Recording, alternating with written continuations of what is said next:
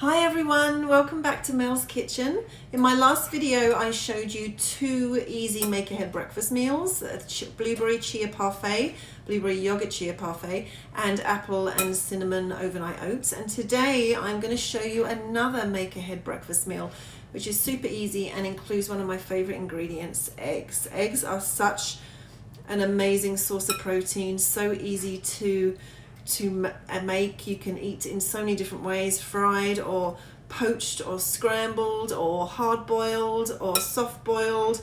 You can make them into egg muffins, which is what I'm going to be showing you today. I am going to be showing you how to make spinach and tomato egg muffins, and these can be made ahead and then you can reheat them or just eat them cold. I've eaten them cold tons of times as a quick breakfast snack on the go. So first off, I have my pan over here on the stove that I put some avocado oil in, and I have 4 cups of tightly packed baby spinach. So I'm going to throw that into the pan. I've got it on about medium heat. I'm going to throw that in, and it's amazing. All of that is just going to wilt down. I also have a cup of chopped tomatoes. I've just taken cherry tomatoes and I quartered them, and I'm going to throw them in there too, just to saute for a little bit.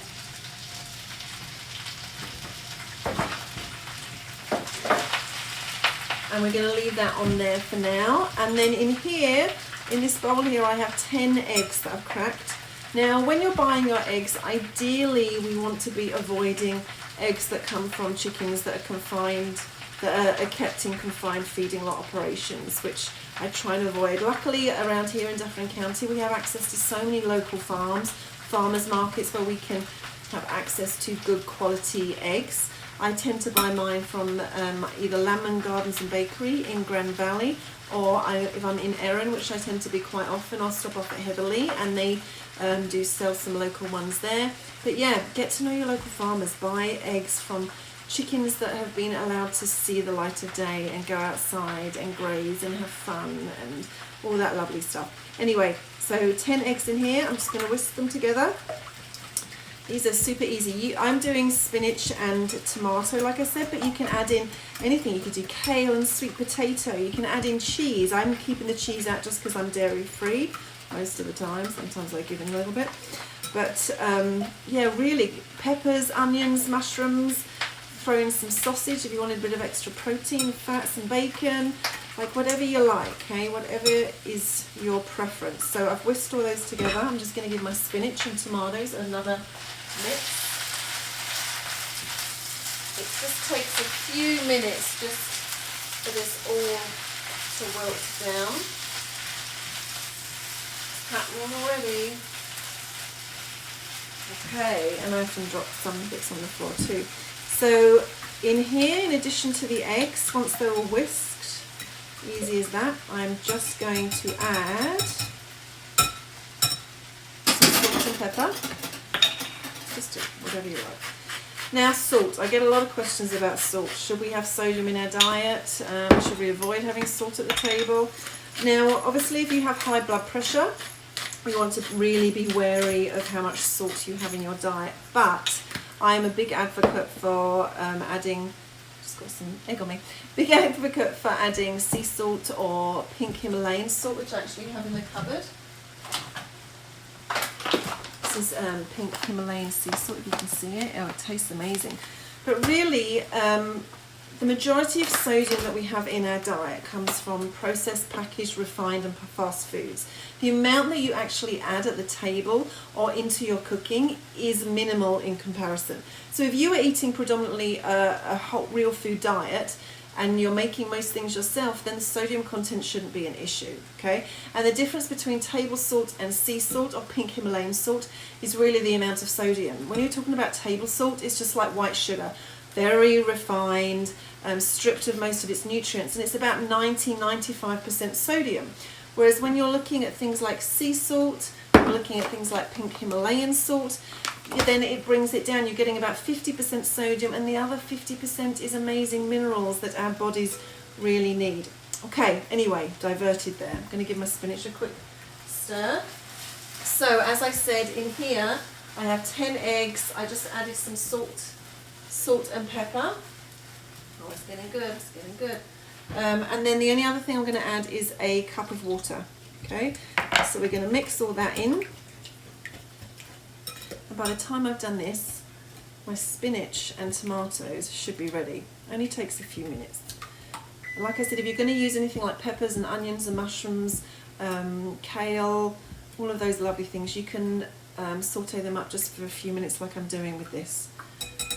Okay, so let's check on that. So as you can see here, look at the lovely colour, the green.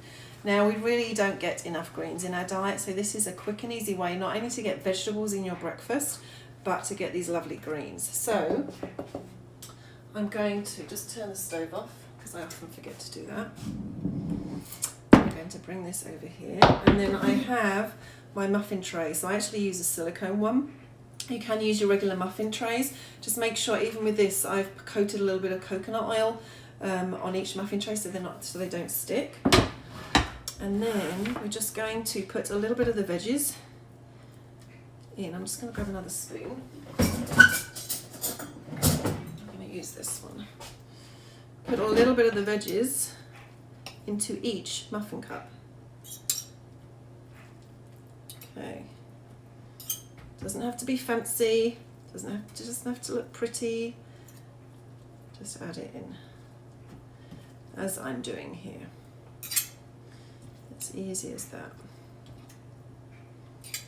So, like I said, veggies, the majority of us do not eat enough veggies a day. So if you can get a serving or two in for your breakfast, that is amazing. Like, depending on, you know, your requirements, depending on how many vegetables you have a day, but I should be eating anywhere between 6 to 8 servings of vegetables a day. Now vegetables, I'm talking a serving would be 1 cup of raw or half a cup cooked.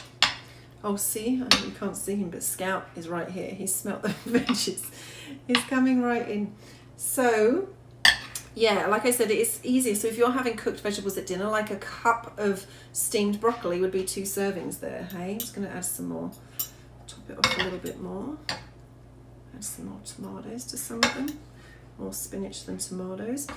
So we really, ideally, you should be having at least 3 servings for your lunch and dinner, and the majority of people aren't. Sometimes they're only having vegetables for 1 meal a day, which, you know, we need to be spreading. If you can spread it out throughout the day. If you have a smoothie, throw in vegetables to your smoothie, and I'll do a video soon showing you some different smoothie options. Anyway, so what I've done, and you can see here, so I've just put in all the vegetables into the muffin cups. Now these muffin cups are actually a little bit smaller than regular ones, so I may have some eggs left over. I'm going to pour them into my jug. It's a bit easier. And then all I'm going to do is pour it into each muffin cup. As easy as this. So like I said, I may have a little bit left over, but we'll see how we go. Now then, once this is done, you want to bake them. So you want to preheat your oven while you're getting all the veggies ready. Preheat your oven to 350 degrees. And then we need to bake them. I always bake them for about 15 minutes. Now these, because they are a little bit smaller, I keep an eye on them. I tend to check on them around the 12-minute mark, and every oven is different. Hey, you know your own oven best. So I just tend to check on them around 12 minutes, and then I'll see, oh, they're going to have a little bit left, not much though, and there we go. It's easy as that.